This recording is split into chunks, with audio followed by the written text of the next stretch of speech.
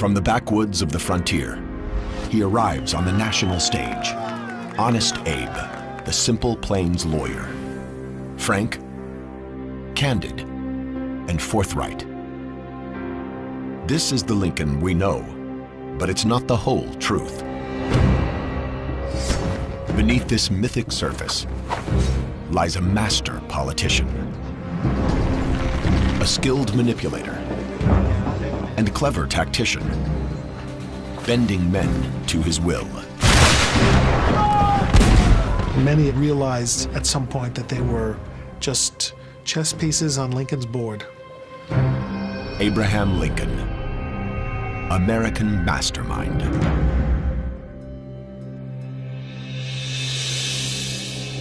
Every American schoolchild knows his image. The frontier roots, towering height, and honest reputation are all legendary. But he's also a man of surprising cunning and calculation, one skilled at manipulating men and shaping his own image. Without these talents, he would never have been elected president. Winter 1860. Lincoln is a prominent lawyer in the town of Springfield, Illinois. He holds no political office, yet audaciously seeks the biggest prize of all, the White House. Gaining his party's nomination won't be easy. Compared to his rivals, he's seen as a political featherweight. And Lincoln knows that image is everything. And it won't go away. As the clerk of a troubled store, he earned the nickname Honest Abe by repaying his creditors instead of hiding from them. Now, he cleverly exploits this reputation by presenting himself as a simple man of integrity. Songs are even composed praising his honesty. Though the image was built on truth, it was by no means the whole truth. I guarantee you, those who knew Lincoln best never called him Honest Abe or Old Abe. So Lincoln was a very shrewd manufacturer of his public image. People knew Lincoln as a small-town lawyer, but in his youth, he had occasionally split a fence rail or two. How do you package someone like that? Well, you package him by going back to his roots on the farm and asserting that Abe Lincoln is simply a good-hearted man straight from the land, a rail splitter. Which was a much more politically potent image than Lincoln the railroad lawyer, which is in fact how he'd made his living. To drive home the point, his supporters drag fence rails into the convention hall. Even though Lincoln finds the image undignified, he plays along. The Republican Party prints thousands of rail splitter leaflets and distributes them throughout the country. Lincoln becomes a household name. Lincoln had an instinctive grasp of how to sell himself, and it was something that evolved and grew and became more sophisticated as Lincoln himself did. Lincoln's powers of manipulation are evident early in his life. He first learns to influence people as a young man on the frontier. At age 22, he leaves his family's remote cabin for the town of New Salem, Illinois. Here, he faces a tough crowd. The Clary's Grove boys in New Salem were the local ruffians. They were up to all kinds of mischief. They were the hellraisers of the frontier. The bullies of New Salem see a chance to humiliate the newcomer. So they challenge Lincoln to a wrestling match. According to some witnesses, the gang's leader plays dirty. But Lincoln doesn't give up. His willingness to stand and fight has a profound impact on the Clary's Grove boys. Lincoln, far from further aggravating the opinion of this local gang, actually won their admiration. And it's the first great indication of the persuasive power that Lincoln had with people. He loses the match, but learns an important lesson, turning one's rivals into to allies has its rewards. They helped him win elections. They went out and voted for him at elections and promoted his candidacy in other villages and helped him to win his first election to the legislature. In 1837, at age 28, he first arrives in Springfield, Illinois, and casts his spell over voters and juries alike. But the younger Lincoln doesn't limit himself to the high-minded rhetoric that will make him famous. He excelled at slicing up his political opponents with sarcasm. The problem was he learned fairly early on that sarcasm makes you as many enemies as it does friends. Lincoln's sharp wit eventually gets him into trouble. He publicly ridicules a politician named James Shields, calling him a fool and a liar. In response, Shields challenges him to a duel. Lincoln will not be dubbed a coward, but he faces a real threat to his life. So he manipulates the situation by laying down the terms. For their weapons, Lincoln skips the customary pistols and instead chooses swords. The reason soon becomes clear.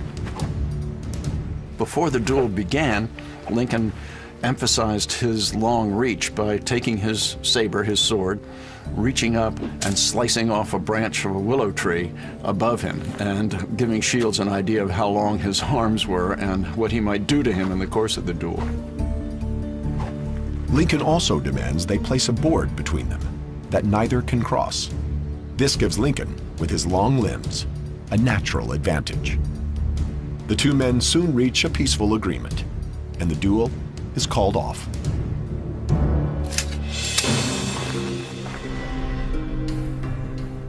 Though Lincoln is learning how to influence others, ironically, one of the few minds he has trouble controlling is his own. Mastering his emotions is not an easy task, for he struggles inwardly with depression.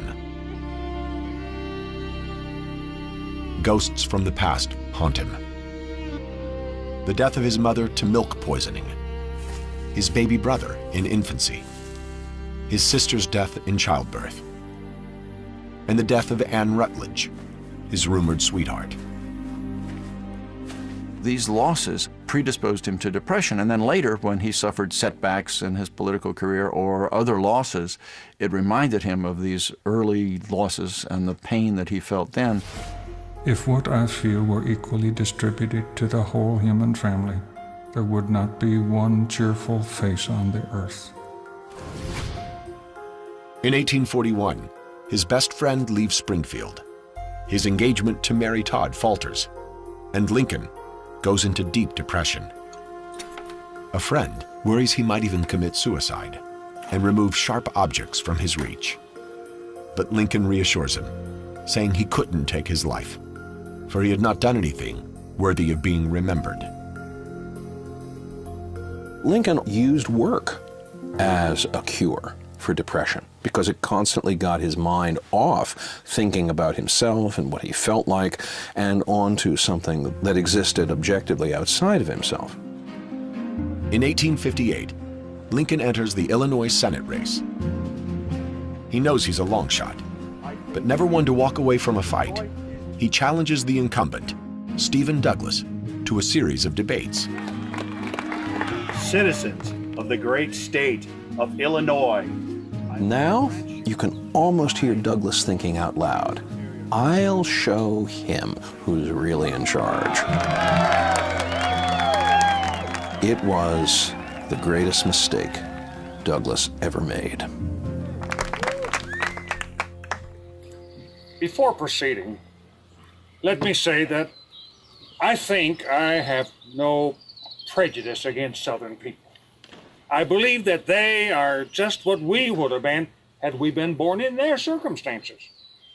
Lincoln has set the ultimate political trap. He's made a much better known political personality elevate him to equal status by sharing a platform with him in 7 cities. I leave you now hoping that the lamp of liberty may burn ever more brightly in your own hearts. Thank you. Lincoln's courtroom skills give him an edge.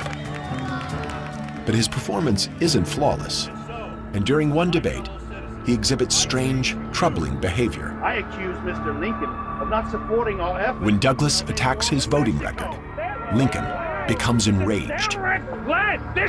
He grabs a fellow lawmaker by the neck and demands he refute the charges. It is a downright lie, and I won't have any more of it. He could explode in anger relatively frequently. Lincoln's friends notice other odd behavior: incoherent rambling and insomnia. The idea of Abraham Lincoln, a man of infinite patience, being quick-tempered and prone to bizarre episodes, intrigues historians to this day. Now, scientists may have discovered an explanation for these outbursts. It is a downright lie, and I won't have any more of it. You have heard many For years, Abraham Lincoln treated his depression with a medicine common in the late 19th century, known as blue mass. double part is carriage in the common dream. To understand the impact blue mass had on Honest Abe, scientists at the University of Minnesota are manufacturing the 19th century formula. We went back to some of the old pharmacy literature, specifically to find a recipe for the blue mass pills. Crushed licorice root, sugar, rose water, honey, dried rose petals, and one ingredient that would be unheard of today: mercury. Mercury is a dangerous neurotoxin that poisons the brain, often resulting in unpredictable behavior. The usual dosage of this was one of these 2 or 3 times a day, so Mr. Lincoln was exposed to about 9,000 times greater amount of mercury than would currently be considered safe. By taking the pills, Lincoln may have inadvertently poisoned himself. But even he notices their side effects. Concerned that they're making him irritable, he eventually quits using the pills he'd relied on for decades. Despite possible medicinal handicaps, he fares well in his 1858 debates with Stephen Douglas. Although he doesn't win the Senate race, he claims a valuable consolation prize: publicity. What Lincoln gains from that is a national reputation for having taken on the little giant and very nearly upset him completely. Lincoln knows well that this is the perfect time to build a national reputation, thanks to the technological innovations that boost his newfound fame. Shorthand allows journalists to take down every word. Using the telegraph, they then wire their stories to editors hundreds of miles away. And with steam-powered presses, newspapers are quickly mass-produced to satisfy a nation's growing curiosity. The debates propel Lincoln onto the national stage. Overnight, he's a political celebrity. He capitalizes on this by publishing both an account of the debates and a campaign biography.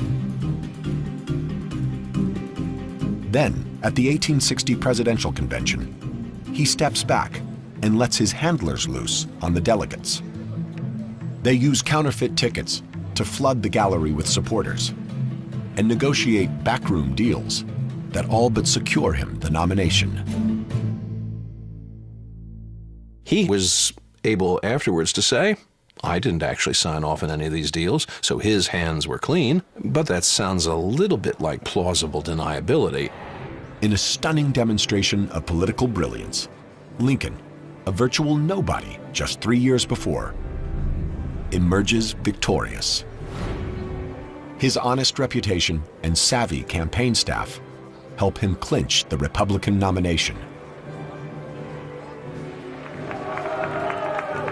But when his team shows off a portrait at the convention, the response is unexpected.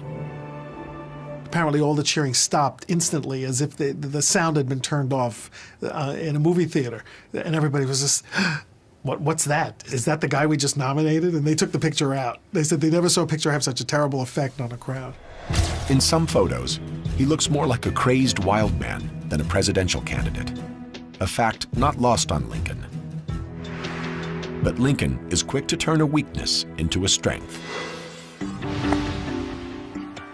Though photography in 1860 is in its embryonic stages, he soon realizes the power of this new medium.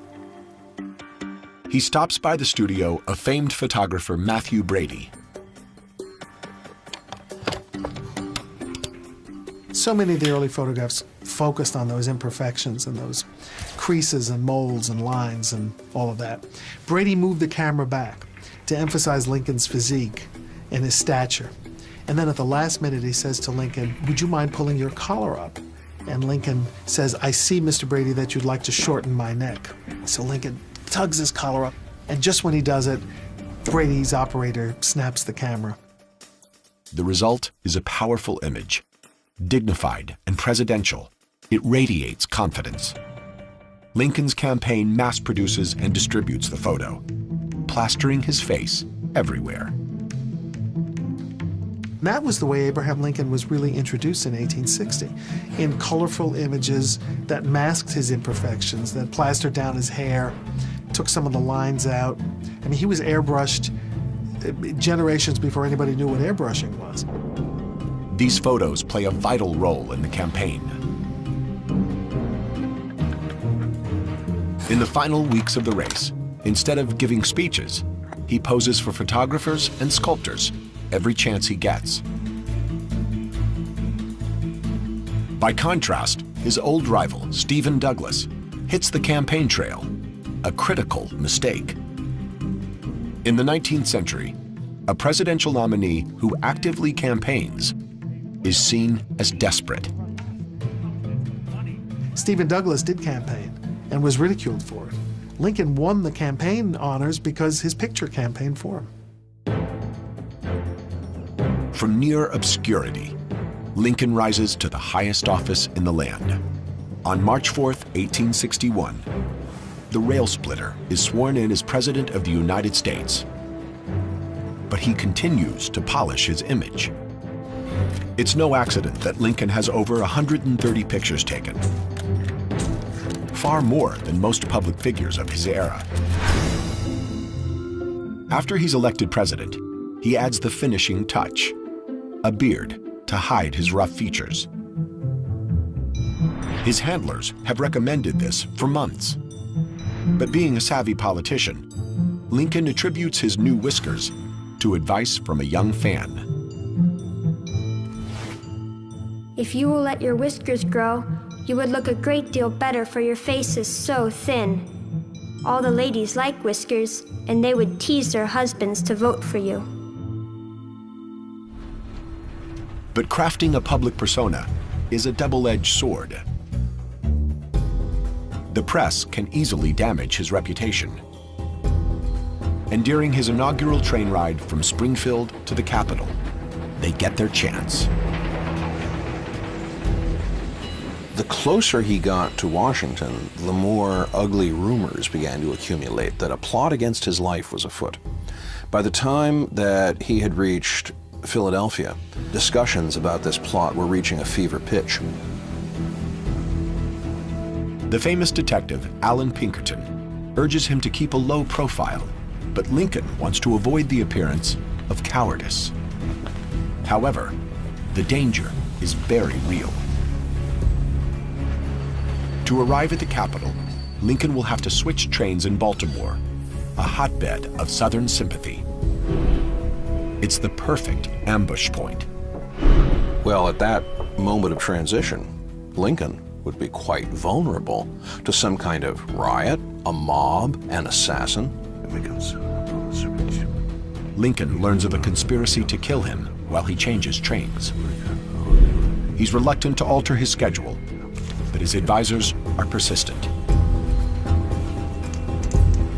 Finally, Lincoln was persuaded to take a night train under cover of darkness and an assumed name. Lincoln decides on a covert mission, one involving deception, secret agents, and a dangerous gamble. During his inaugural train voyage, Lincoln weighs rumors he'll be assassinated while switching trains in Baltimore. It was a volatile, volatile city, and there were very few friends of Abraham Lincoln in Baltimore. So in Pennsylvania, he abandons his inaugural schedule. Instead, he'll take a series of secret night trains. On to Philadelphia. Nearing Baltimore, he and his bodyguard meet up with Detective Alan Pinkerton. Lincoln skips his usual top hat in favor of a soft cap and shawl. He's even offered a weapon, but refuses it. Instead, he follows Pinkerton into a waiting carriage to pass the hours. Just before their train is scheduled to depart, they meet up with a woman pretending to be Lincoln's sister. In fact, she's also a Pinkerton detective, tasked with securing their bunks. Finally, the conductor is given a package and told to rush it to Washington. Little does he realize, the real package is the president-elect. Lincoln arrives in Washington, physically unharmed, but wounded politically. The newspapers fell on this like vultures. They ridiculed Lincoln. What did Lincoln think he was afraid of? What a scaredy cat. The damage to his reputation is worse than he'd anticipated. Vicious cartoons mock his behavior and disguise. Some even show him dressed in women's clothes.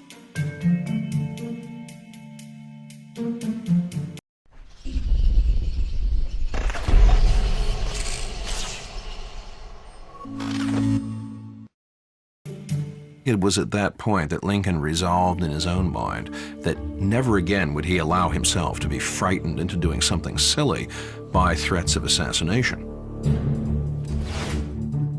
Public sentiment is everything. With public sentiment, nothing can fail. Without it, nothing can succeed. Although Lincoln's been attacked by the papers, he realizes how much he needs them. In fact, he goes out of his way to embrace the press.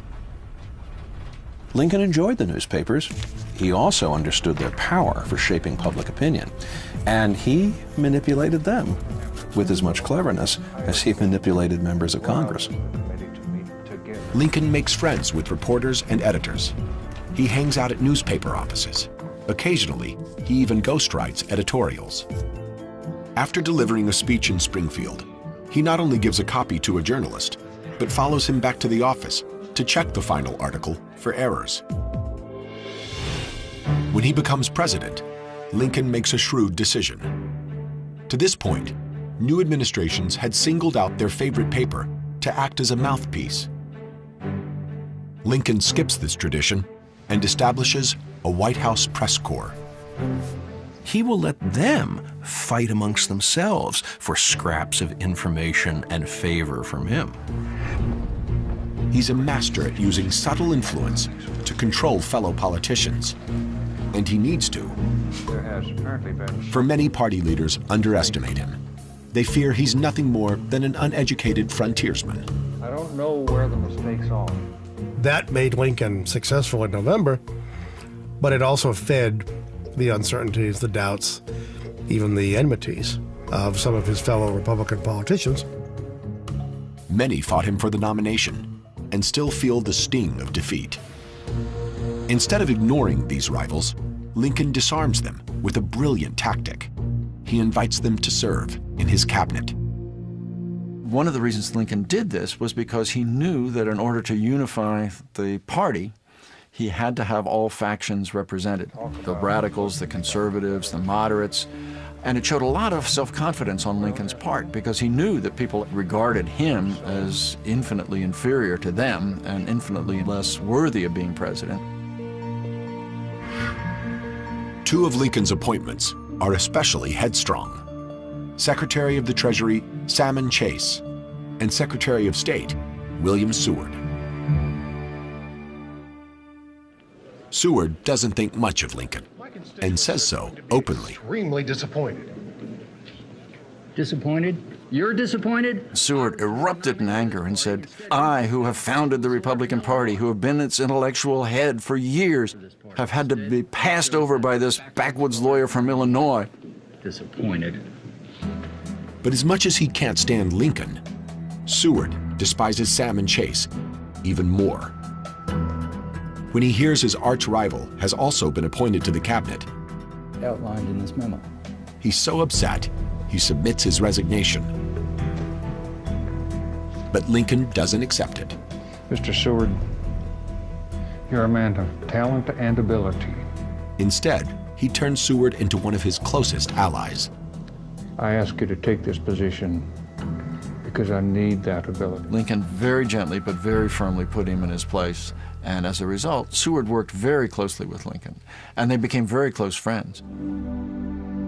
Lincoln's subtle influence keeps his cabinet in line, but his powers of manipulation are tested by a greater challenge: civil war. In the winter of 1860, the nation sits on a powder keg, with war looming. Many doubt Lincoln can handle this tense situation. His critics, once again, underestimate the man. As early as his inaugural address, Lincoln is already stacking the deck in his favor. The important thing is to lay the groundwork so that if war comes, it will be forced upon the North by the South. In your hands, my dissatisfied fellow countrymen, and not in mine, is the momentous issue of civil war. Lincoln knows whoever fires the first shot will be seen as the aggressor and lose popular support. Tensions are high after South Carolina's secession from the Union. In response, federal troops had retreated to Fort Sumter, an island garrison on the coastline. This doesn't sit well with Confederate leaders, who claim the fort as their own. Lincoln knew that Fort Sumter would be contested. His insistence all along had been Fort Sumter is federal property, which was a real finger in the eyeball of South Carolina. So the Carolina militia lays siege to the fort, trapping dozens of federal soldiers. After analyzing the situation, Lincoln's cabinet presents him with two options. He can send in troops to defend the fort, but any show of force could drive the border states, Delaware, Maryland, Kentucky, and Missouri, into joining the Confederacy. And defending Sumter would require a large number of troops to secure the surrounding coastline. How many will he need? General of the Army Winfield Scott estimates between 20 and 30,000. Well, where is he going to get that? There's only 16,000 soldiers in the entire United States Army in 1861. But the alternative isn't much better. It makes him look weak. Lincoln can concede the fact and turn over Fort Sumter to the Confederates and evacuate the garrison, in which case his administration is dead on arrival. The first challenge the Confederates make to his authority as president, he is conceding to them. Lincoln sees a third option. He decides to send not men or arms, but food and supplies. For a lengthy standoff would cause the secession movement to lose steam.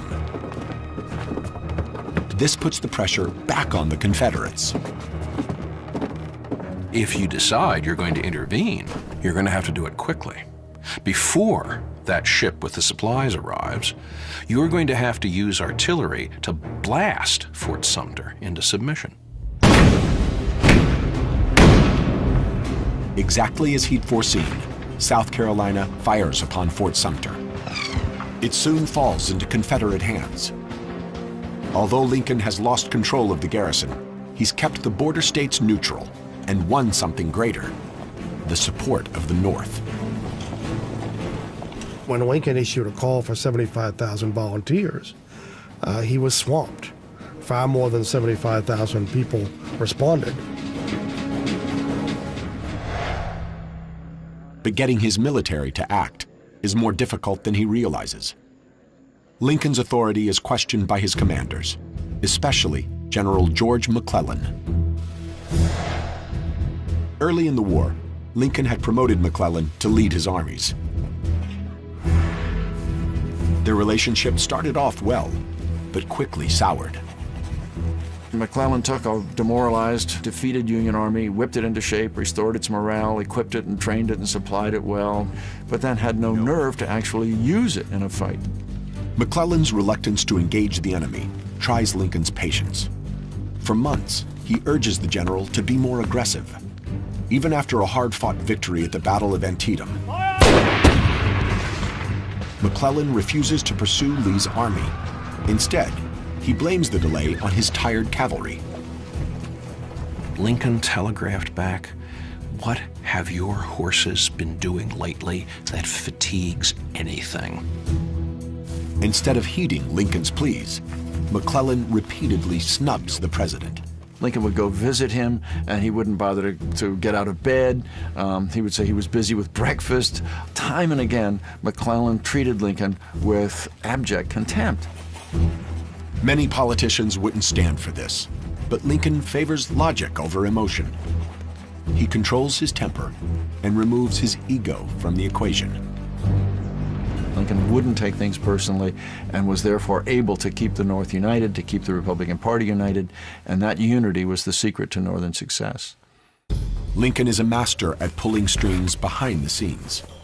But to preserve the Union, he feels compelled to step out from behind the curtain. In 1862, his desire to take control leads him to do something that shocks his advisors. The president takes personal command of his armies in the field. Spring 1862. The war is going badly for President Lincoln. What was supposed to be a short engagement has stretched over a year, and the news keeps getting worse. From its Norfolk port, the Confederate ironclad Merrimack devastates the Union Navy. Lincoln, seeing no other option, takes the unprecedented action of personally commanding troops in the field. No one thinks Lincoln is serious, but his trip to the front lines is no joke. Lincoln is willing to micromanage the smallest detail if he has to. I think that a flanking action is probably our best bet. I think he was impatient with McClellan. He was impatient with the sluggish pace of Northern advance. So he decided to go and do a little generaling himself, or in this case, a little admiraling. Lincoln commandeers a ship to scout landing points for an amphibious assault. He wants to reclaim the valuable naval yard at Norfolk. Having found a suitable landing site, he presses his generals into action and launches the attack on the Norfolk port. McClellan has overestimated the enemy's size there. Outnumbered by Union forces, the Confederates retreat and hand Lincoln a great victory. Norfolk was taken and the Merrimack was then scuttled, and it was a brilliant campaign by Lincoln, and the soldiers and sailors who were involved said if Lincoln hadn't come down here and galvanized everybody, it wouldn't have happened. Lincoln, the political mastermind, has now added military strategist to his portfolio. But his senior officers are appalled by his lack of training. His Southern foes are highly skilled in battle tactics. Jefferson Davis, the president of the Confederacy, has impressive credentials. Jefferson Davis had been to West Point. Jefferson Davis had been a hero of the Mexican War. Jefferson Davis had been a distinguished Secretary of War. Lincoln had no such credentials or background. Early in the war, Lincoln realizes he lacks knowledge in military strategy. So he turns to the same place he learned to practice law, the pages of books. He went to the Library of Congress and ordered books. He read them, and suddenly he knew as much about war strategy as anybody who had gone to West Point. Having done his homework, Lincoln is eager to put his knowledge to use. So he writes his generals, outlining his thoughts. While the North has superior numbers, a larger army and navy, the South has interior lines, road and rails to quickly transport their troops and outmaneuver the Union. Lincoln weighs these strengths and then suggests a course of action. We must fail unless we can find some way to making our advantage an overmatch for his. This can only be done by menacing him with superior forces at different points at the same time. By attacking from both the east and west, Lincoln can prevent the Confederates from simply shifting their forces. However sound his strategy, Lincoln struggles to convince his generals. Lincoln finally found some generals who would actually do it. And when Grant and Sherman and Sheridan and Thomas then start putting the pressure on all fronts, Lincoln says, well, finally, that advice that I've been trying to get my generals to adopt for the past 2.5 years is being taken. By 1864, the country is soaked in the blood of its soldiers, blue and gray. By war's end, nearly 620,000 men are dead. After years of fighting, Lincoln is under incredible pressure to justify the terrible sacrifice and bloodshed. On one side, he has abolitionists clamoring to give the war a moral purpose. But Lincoln worries what freeing the slaves might do to his army. His generals advise against it. General McClellan is telling Lincoln in no uncertain terms that white men will not fight to free black men, that if you turn this into a war about the Negro slave, then Northern armies will dissolve overnight. Lincoln faces a dilemma. He needs the manpower black soldiers can provide, but risks losing the white soldiers if he frees the slaves. So he's careful not to reveal his intentions. While he's publicly denying that he has any intention of moving on emancipation, privately he in fact is writing a draft of the Emancipation Proclamation. Lincoln waits for a Union victory before proceeding. And when he finally makes the announcement, he emphasizes the practical benefits. The proclamation only frees slaves in Confederate states. It reduces the Southern workforce and adds 200,000 black recruits to Union ranks. At the same time, Lincoln begins to cast the bloodshed in a new light. He persuaded people that there was a secondary cause to the war, that Union meant liberty, that liberty would preserve the Union. It was intertwined. Every man has a right to be equal with every other man. In this great struggle, this form of government and every form of human right is endangered if our enemies succeed. Overnight, Lincoln redefined the war. No longer is it a war about states' rights. It becomes a war for human rights. Lincoln's shrewd mind infuses the war with a new purpose. As the fighting intensifies, he continues to be a hands-on commander-in-chief. But Lincoln's lack of experience occasionally shows through. And when the fighting reaches Washington's borders, he makes a critical blunder. July 11, 1864. A Confederate raiding party sneaks to the outskirts of Washington. At Fort Stevens, they engage Union forces. With General Grant occupied to the south, Lincoln decides he'll supervise the action himself. Flushed with confidence, he walks right into the line of fire. Lincoln wanted to go out and see the fighting. And so he did. He went out and stood on the parapet and observed the Confederate forces coming and the Union resisting them. Lincoln is so fascinated by the battle, he ignores the danger. Up on the parapet, he's exposed to Confederate sharpshooters. By that time, everybody knew who Abraham Lincoln was and what he looked like, and he was the tallest target in the United States.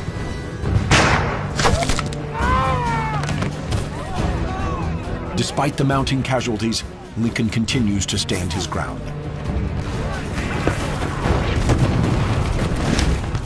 The staff officer for the 6th Army Corps yells at Lincoln, "Get down, you fool! You're going to get shot."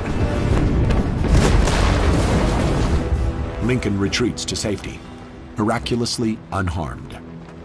Although many question his judgment, no one questions his bravery. The next day, he returns to boost morale. Gentlemen, I want to thank you for your service. Lincoln showed some physical courage in his willingness to go out and also some curiosity about how the war was going. And he felt great empathy for the troops and wanted to show his solidarity with them. His involvement with the troops pays off politically. By 1864, the country is war-weary, and Lincoln's re-election prospects look bleak. He squares off against George McClellan, the Army's former general. Surprisingly, the soldiers' vote goes overwhelmingly to Lincoln. And soldiers appreciated that he cared about them, that he sympathized with them, that he was in their corner. And they would say when something went wrong, once Father Abraham finds out about this, it'll be fixed. Lincoln lives up to his fatherly image. He identifies with the troops because he shares a humble background with them. And this makes their deaths all the more painful. In turn, soldiers understand that he shares in their suffering. It even seems to take a physical toll. In just a few months, he loses weight dramatically. He looked like someone who had internalized all the carnage and suffering of the war inside himself. He looked like death warmed over. Whichever way it ends, I have the impression that I shall not last long after it is over. The springs of life are wearing away. Lincoln senses that he has little time left, and in his last few months, uses his persuasive powers to their full extent. He knows that the Emancipation Proclamation could be overturned, so he permanently bans slavery with a constitutional amendment. By one means and another, people who had previously opposed the 13th Amendment decided to stand back or to vote in favor of it, and the man operating the controls behind the curtain was that rough, intelligent farmer, Abraham Lincoln. But Lincoln's days are numbered. On April 14, 1865, an assassin ends his life. After his death, the image Lincoln helped create rises to take his place. Well, the rail splitter Lincoln is much closer to our idea of rough-hewn, muscular, frontier democracy. It's a very appealing image. It brings him closer to us. But the real Lincoln remains elusive, for he's shrewder, craftier, more manipulative than the myths portray. With an invisible hand, he bent men to his will, and did it so well that only now are we coming to understand his methods. For Lincoln's greatest trick was hiding his talents, disguising himself as a simple, unassuming man from the plains. Lincoln knew how to use both the intelligence and the conclusions people were coming to when they met him. He knew that they were underestimating him, and he let them.